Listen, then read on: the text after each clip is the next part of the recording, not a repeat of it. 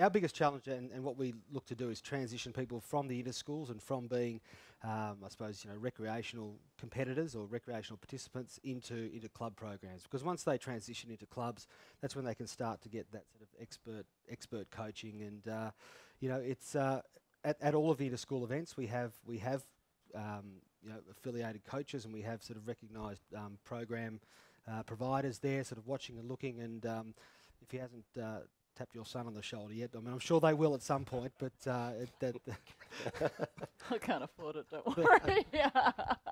But no, in all seriousness, and having said that, I mean, in the case of, say, the ski cross athletes, the ski cross is a relatively new sport, but it requires an alpine skiing base. So the talent transfer for that sport is from sort of one existing winter sport to another. In the case of aerial skiing, in Lydia's sport, I mean, that is we've got an MOU and an arrangement with Gymnastics Australia, where we are able to speak to athletes that when they've come to the end of their gymnastic career, whether it's when they're sort of 16, 17 years of age, they can start and use those skills and take up aerial skiing and winter sport, and whether it's that or whether it's some of the newer events coming onto the Olympic program, because that's our sport is expanding at a great rate of knots. New events and new disciplines added all the time, and it's also something that's become really quite fashionable. Like kids look at it and go, "Wow, they look amazing. I want to do that." And Michael, you and I were chatting earlier about how fashionable I am. No, that didn't come into, but we did talk about winter sport on television, and we discussed that outside of the Olympics, you needed to have cable television. Do you think that more support on perhaps free-to-air or perhaps even a dedicated cable channel, Dean, would that help exposure? I know it's on. We were saying Fuel TV and Eurosport. Yep.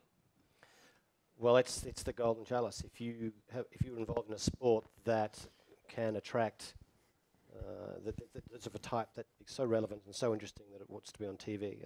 I mean, you're there, and that's many sports do extremely well by that.